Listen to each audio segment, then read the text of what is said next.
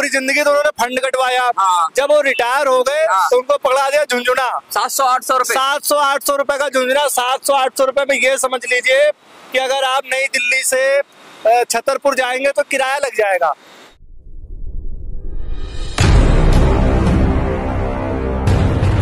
शहीदों की चिताओं पर लगेंगे हर बरस मेले, वतन पर मिटने वालों का यही बाकी निशान होगा। नमस्कार साथियों, मैं मनोज सुराजी स्वागत करता हूं आपका मिनी संसद के मंच पे। और मैं बता दूं, आज जो EPS 95 की जो आवाज है, जो बुजुर्गों की आवाज है, अब उसके साथ ड्राइवर की आवाज भी मिल गई है। दिल्ली के ड्राइवर्स आ गए और ड्राइवर्स आज भगत सिंह, राजगुरु, सुखदेव को याद कर रहे हैं।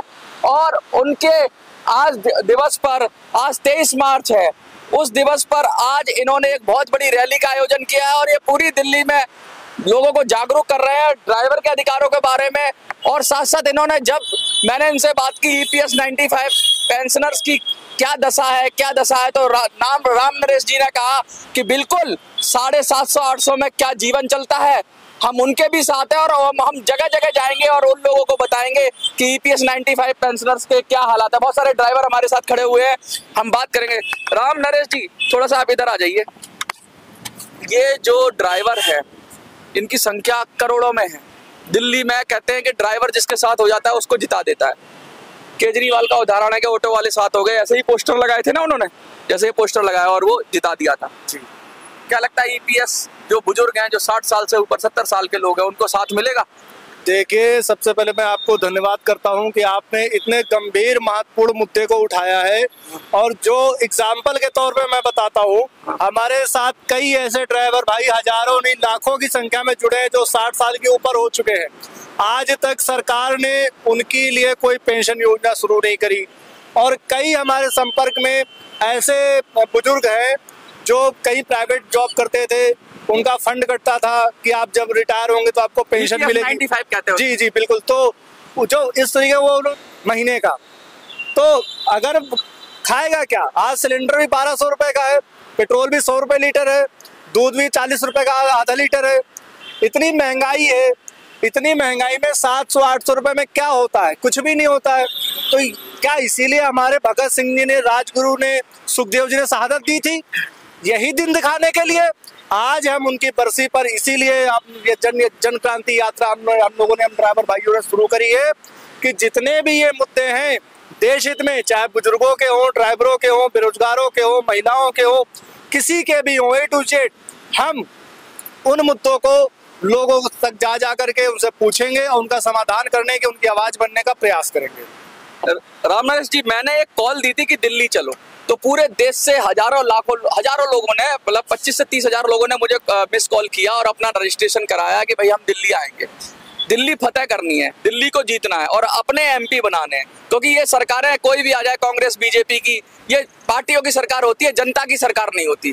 तो अब की बार यही नारा लगा रहे हैं बुजुर्ग कि अब की बार जनता ही सरकार, जनता की सरकार। तो क्या लगता है कि ये नारा सही है कि अब की बार? देखिए, मैं पहले भी कह चुका हूं कि देखिए, जनता की सरकार, जनता ही सरकार है। और जो आपने कॉल दी है दिल्ली फतेह की, इसका हम स्वागत करते हैं और हम आपके साथ कंधे से कंधा मिलाकर के खड़े हैं। और हम आपकी जानकारी के लिए बताना चाहेंगे कि हम लोगों ने राष्ट्रीय गठबंधन मंच बनाया है। और जो राष्ट्रीय गठबंधन मंच जो है, राष्ट्रीय अलायंस मंच है, उसको शॉर्ट फॉर्म में राम कहते हैं। वो जनता द्वारा गठित किया गया मिशन जनता ही सरकार है।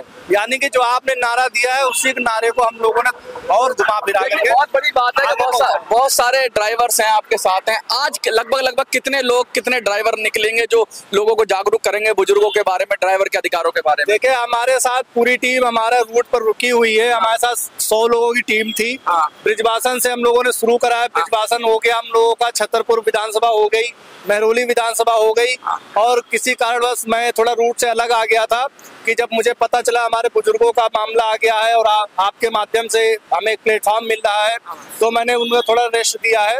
बाकी हमारी सैकड़ों लोगों की जो टीम है इस मुद्दे को साथ में लेकर के चल रही है।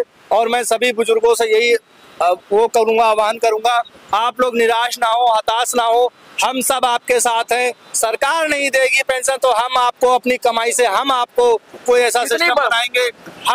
हम आपको बताना चाहते हैं, देशवासियों को बताना चाहते हैं कि जो आज 2 तरह की दोहरी व्यवस्था चल रही है, इसके खिलाफ हम लोग हैं।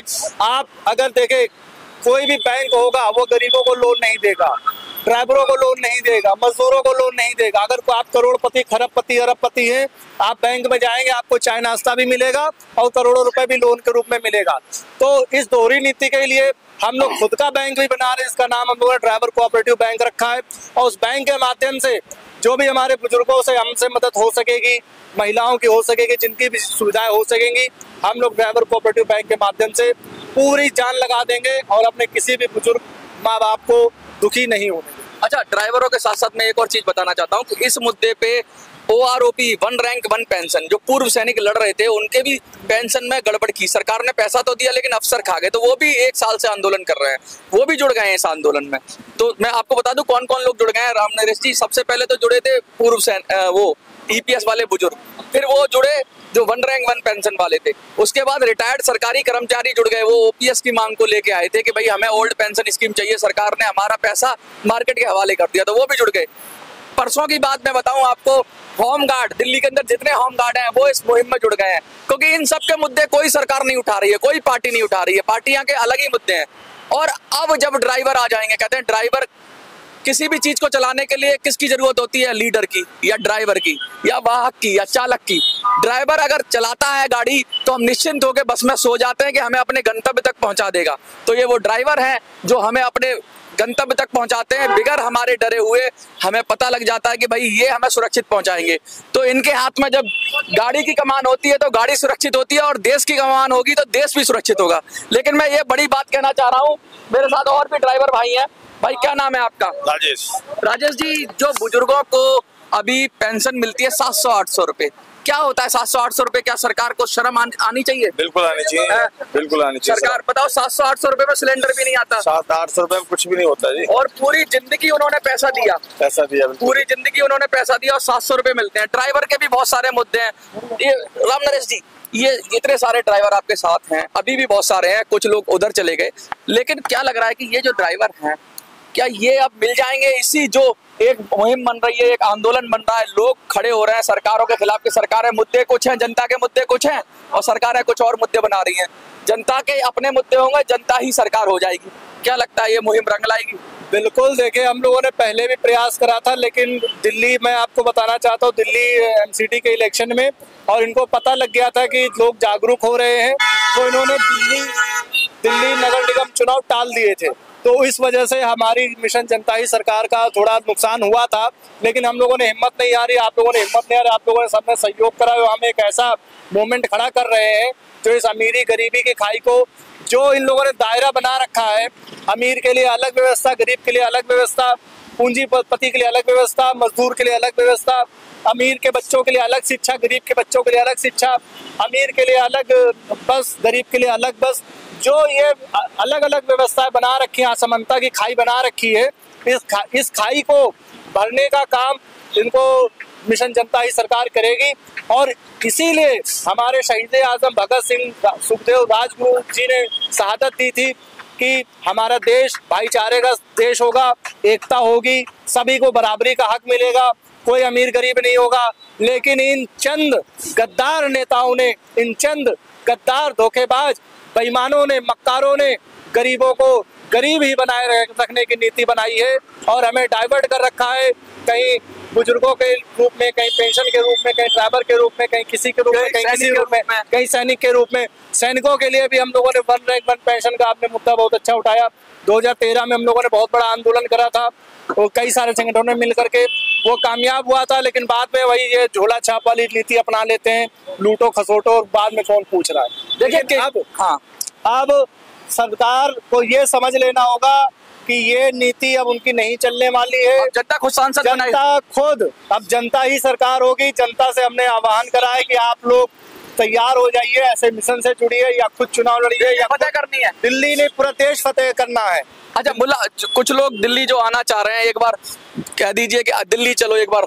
मैं सभी का स्वागत करता हूं, सभी से आह्वान करता हूं कि आप लोगों का दिल्ली में स्वागत है। आप लोग दिल्ली आइए और जो भी आप लोगों की मांगे हैं, जो भी आपकी परेशानियां हैं, जो भी हैं, हम उनको पूरा बायोडाटा जन जन तक, घर घर तक पहुंचाएंगे और सभी से आह्वान करेंगे कि ये चीजें जो है कि लागू होनी चाहिए देश में। ना कि अपनी तरफ से थोपी हुई, सरकार की थोपी हुई, मीडिया की थोपी हुई या पूंजीपतियों की थोपी हुई चीजें। आज की डेट में अभी आपने देखा चंदे का बहुत बड़ा घोटाला चला था। आज हमारा ऑटो जो 2 लाख रुपए का ऑटो था वो 7.5-8 लाख रुपए का मिल रहा है। क्यों? क्योंकि बजाज वाली कंपनियां जो है वो चंदा दे रही सरकारों को, तो मन मांगे रेट में बेच रही है। सीएनजी वाले चंदा दे रहे हैं, मोटर वाहन वाले चंदा थे, जो बाइक 50,000 की थी वो 1 लाख की हो गई है।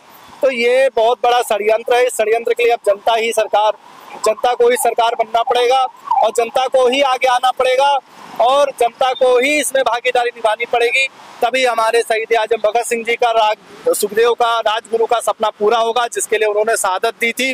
और आज इसी अवसर पर हम लोगों ने शहादत दिवस के अवसर पर व राष्ट्रीय मिशन हम सब एक के 7वें स्थापना दिवस पर दिल्ली भर में, दक्षिणी दिल्ली में जन क्रांति यात्रा की शुरुआत करी है।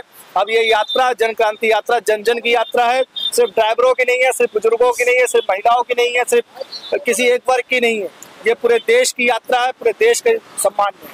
देखिए, ड्राइवर जब साथ आ जाएंगे तो मैंने पहले ही कहा था कि धीरे धीरे रह मना, धीरे सब कुछ होए, और माली सींचे 100 घड़ा, रुतावे फल होए। कहते हैं एक एक तिनका करके, एक एक तिनका जोड़ के एक घोंसला बन जाता है और एक एक लट बना के रस्सी बन जाती है। तो रस्सी की तरह मजबूत हो जाओ, क्योंकि अब बुजुर्गों के सम्मान में ड्राइवर है मैदान में, बुजुर्गों के सम्मान में। और जैसे पूर्व सैनिकों ने कहा, सबसे पहले हमारे बुजुर्ग, जिस देश का बुजुर्ग सुरक्षित नहीं है उस देश में कुछ भी सुरक्षित नहीं है।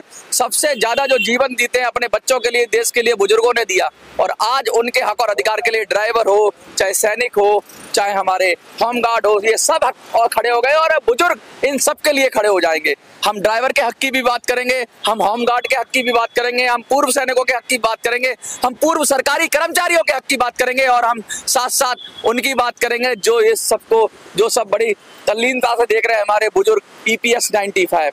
और लड़ेंगे, जीतेंगे, दिल्ली फतेह करेंगे।